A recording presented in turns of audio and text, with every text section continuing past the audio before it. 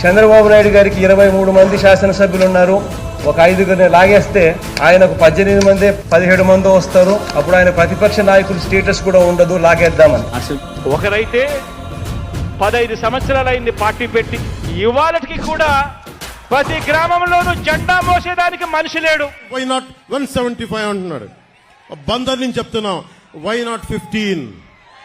150కి వచ్చిన ఒక్కటి కొడితే 15 చాలు జగన్కి.